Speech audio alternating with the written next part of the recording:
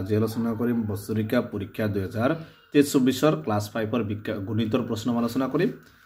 1 number দিছে জবা সমুদ্ৰ লিখা এটা ত্ৰিভুজৰ এবিলাক 1 মাৰ্কৰ 10টা আছে। এটা ত্ৰিভুজৰ 3টা কোণৰ মাপৰ যোগফল কিমান? একদম সহজ, তোমালোকে এবিলাক কৰিবা। দশমিক ভগ্নাংশ কাক বলে? 1 কিলোমিটাৰত কিমান মিটাৰ? ত্ৰিভুজ কাক বলে? কোণ জুখিবলৈ ব্যৱহাৰ কৰা সঁজুলিবিধৰ নাম কি? 1000 কিলোগ্ৰাম সমান 10 টন। বিষমবাহু ত্ৰিভুজ কাক বলে? গুণাত্মক বিপৰীত সংখ্যা বা প্ৰতিক্ৰম কাক বলে? 1 লিটাৰত কিমান মিলিলিটাৰ? সমদ্বিবাহু ত্ৰিভুজ কাক বলে? 3/2 মিটাৰত কিমান সেন্টিমিটাৰ? তাৰ পিছত দিছে 18 এবিলাক আছে, এইটো 2 মাৰ্ক। তাৰ পিছত 183.796 ৰ লগত কি যোগ কৰিলে 300 হ'ব? ইয়াত 2 মাৰ্ক আছে। পূৰণফল ওলোৱা দুটা আছে, 4 মাৰ্ক। এবিলাক চাবা। হৰণফল ওলোৱা দুটা, 4 মাৰ্ক। তলৰ সংখ্যাবোৰ যোগ কৰা দি আছে, দুটা দি আছে, 4 মাৰ্ক।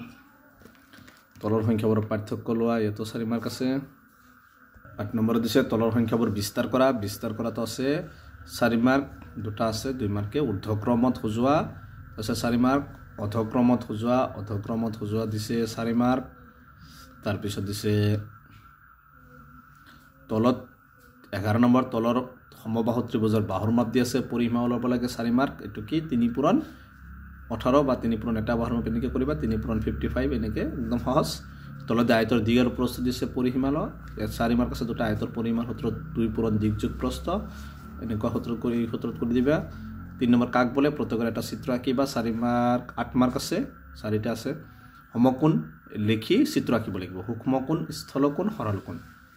45, তাৰপিছত 14 নম্বৰটো 45টা কলমৰ 1/9 অংশ বেয়া, কিমানটা কলম ভাল? 3 মাৰ্ক, একদম সহজ। তলত বৰ্গৰ বাহুৰ দিক দিয়া আছে, কালি ওলোৱা, 4 মাৰ্ক, দুটা আছে। তলত আয়তীয় খনকৰ দিক প্ৰস্থৰ উচ্চতা দিয়া আছে, আয়তন ওলোৱা, ইয়াত আছে 4 মাৰ্ক। তলত নিৰ্দেশ কৰা মতে এককবোৰ পৰিৱৰ্তন কৰে, ইয়াত আছে 6 মাৰ্ক। এইকেইটা চাবা। 18 নম্বৰ তলৰ ত্ৰিভুজটোৰ দুটাকৈ কোণৰ মাপ দিয়া আছে, আনটো কোণৰ মাপ ওলোৱা। তো চাবা, ত্ৰিভুজ ABC equal angle 45 degree, angle 62 degree, angle C ওলাব লাগে, 4 মাৰ্ক আছে। এনেকুৱা চাবা। আৰু এটা আছে 19 নম্বৰটো আছে এজন শ্ৰেণীৰ 5জন ছাত্ৰৰ ওজন জুখি তলত তথ্যখিনি পোৱা গ'ল, তথ্যখিনি চিত্ৰ প্ৰতীকৰ সহায়ত প্ৰকাশ কৰে। এইটো লাষ্ট লেচনৰ, ইয়াত 2 মাৰ্ক আছে। তাৰপিছত দিছে 20 নম্বৰত এজন ছাত্ৰই কোনে পৰীক্ষাত পোৱা নম্বৰসমূহ তলত দিয়া ধৰণৰ, এনেকুৱা নম্বৰসমূহ দিয়া আছে, এইটো 4 মাৰ্ক। ওপৰৰ তথ্যখিনি দণ্ডচিত্ৰৰ সহায়ত প্ৰকাশ কৰা।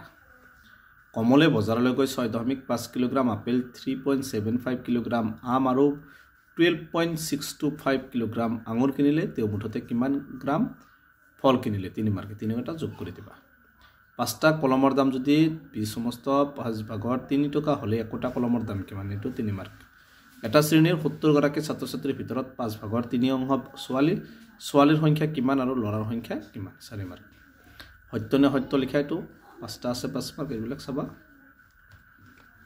গতিকে এইকেইটা আছিল ক্লাছ 5ৰ গণিতৰ প্ৰশ্ন। আজিৰ ভিডিঅ'টো এইখিনি।